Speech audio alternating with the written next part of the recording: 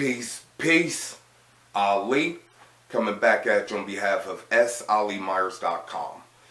Alright, in this video, I want to give you 3 important tips when you're doing your solar work or sun practices. And if you're not familiar with solar work or sun practices or sun gazing, you can go back into my YouTube channel. I made a video talking about how to sun gaze, and also made a video about connecting with the sun. And on the website solimyers.com, click on content, you will see an article written on how to sun gaze. So if you're not familiar with sun gazing or doing solar work, those are point of references for you.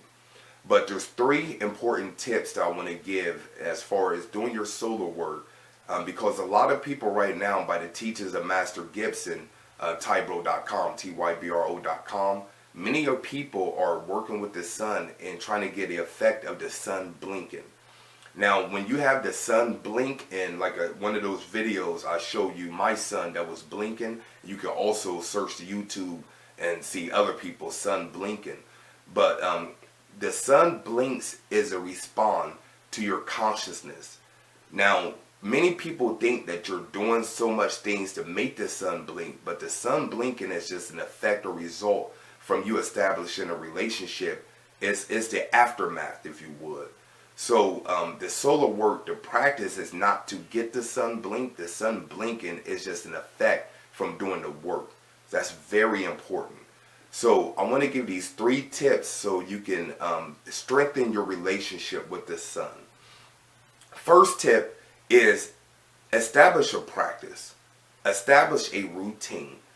It's not good enough to do something once a week or once a month and think you're going to have this great relationship with the sun.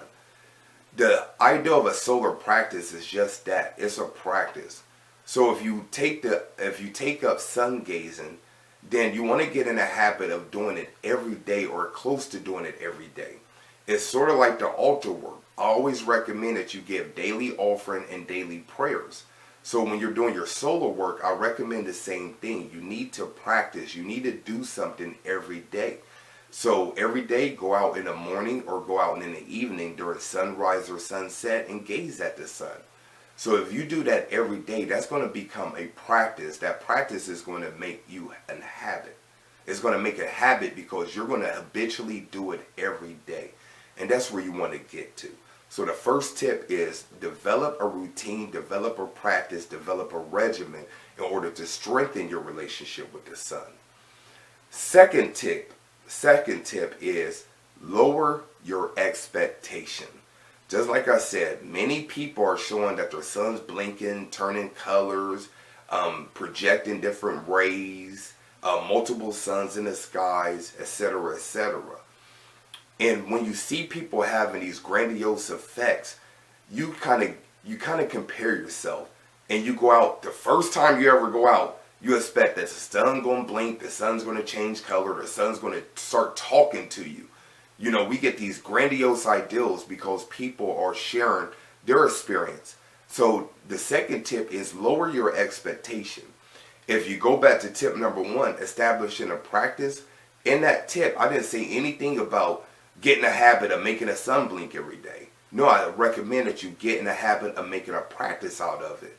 So if you lower your expectation, that's going to have you focus on what's the most important, and that's establishing a relationship with the sun. What you'll notice when you lower your expectations, when you have a genuine connection with the sun, the blinks, the different colors, the different transmissions and downloads you're going to receive, it's going to come naturally. But lower your expectations. Now, once you get to a point where you're having the sun blink for you, then your expectations may rise a little bit because you've already had that experience. But try not to get yourself to expect things before they happen. After they happen, then you can expect it because you've already experienced it.